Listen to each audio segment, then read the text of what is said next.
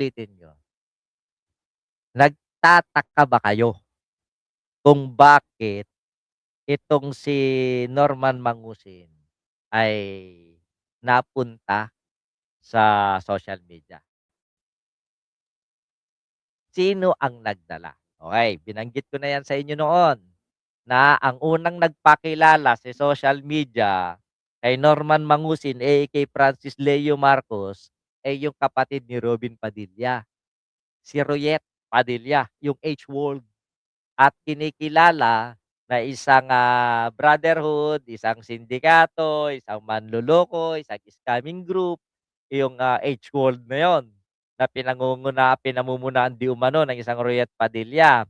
Ngayon samut-sari yung naglalabasan. Ang tanong dito, paanong nagkasama sa isang event itong si Caballo at saka si Laila de Lima? Panahon 'to ni Pinoy. Oo. Justice Secretary dito si Laila de Lima. Nangyari ito sa bilangguan na kung saan namamigay sila ng mga salamin. Oh, nagtataka kayo kung sino ngayon ang mga pinagmulan ni Caballo? Oh, nilabas ko 'to 6 years ago. Nilabas ko 'to 6 years ago. Hanggang ngayon nandiyan pa rin 'yan. Ito yung matinding katanungan diyan. Ano ang partisipasyon ng kulay dilaw ng mga liberal, sa panloloko at pagpapanggap ni Norman Mangusin bilang isang Marcos.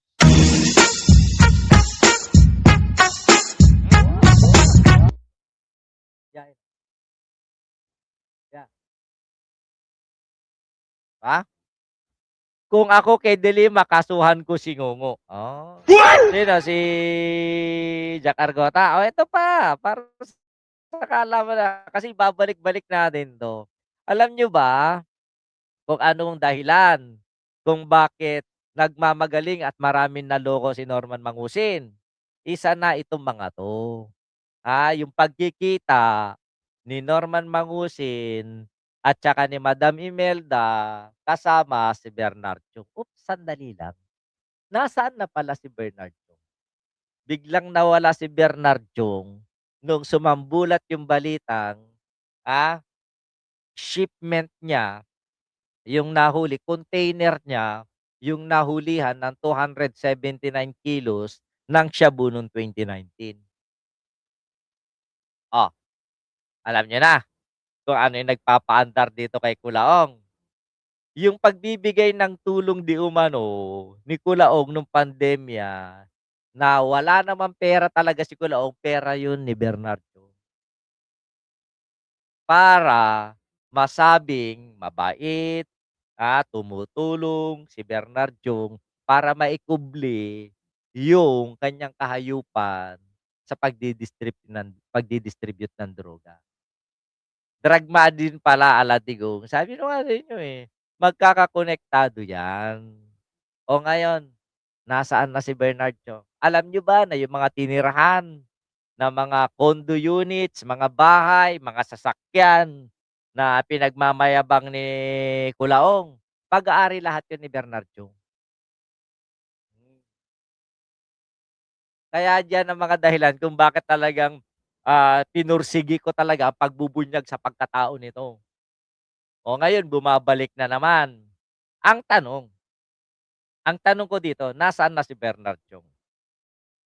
Magaling 'yun sa ano, magaling 'yun sa limelight paano ito isa pa ito sa pinagmamalaki ng mga kulaong. Eto, yung pakikipagkita ni Norman Mangusin sa kapatid na babae ni Apo Lakay, si Apo Fortuna, Marcos Barba. Eto yung mga ay totoong Marcos 'yan kasi paborito siya ni ano, ni Doña Fortuna, gaganon sila, 'no? Eh, ang tanong ko rito hindi naman makakalapit si Kulaong kung walang isang Marcos na naglapit diyan. Ibig sabihin more or less, yung pagpapasikat kay FLM, kay Norman Mangusin bilang isang Marcos, kagagawan din 'yan o may partisipasyon din 'yan ng isang totoong Marcos. Ang tanong sino? 'Yun ang tanong ko. baka yan din yung may-ari ng bahay sa may Nagbakalan Paway, na sinasabi ng mga 18 Marines na pinagdeliveran ng pera. Ang alam ko, ang bahay ni BBM ay sa Suba. Ang Paway Lake ay parte yan ng Barangay Nagbakalan, Paway, Ilocos. So, sino yung may bahay dun sa Barangay Nagbakalan, Paway, Ilocos Norte? Na isang Marcos. Ay, di pala Marcos. Diba? So, ito rin eh. Sa mga hindi nakakaalam, na merong isang tao na nung kasagsagan ng kayabangan ni Kulaong ay may pinatay. Gusto ko lang buksan ang isip ng lahat eh, no? Na itong loyalista 'to. Ito si ano, si Lucky Don Pagliorina o kilala sa pangalang Rodel.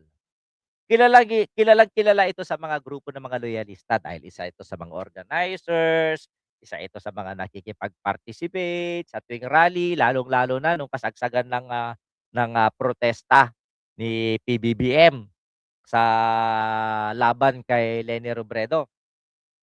Si Rodel Pagliorina, aka Lucky Don Pagliorina, ay kilala sa mga nakikipaglaban sa mga taga Ramon Isabela, lalong-lalo na yung ang kanilang mga lupain ay inagawan.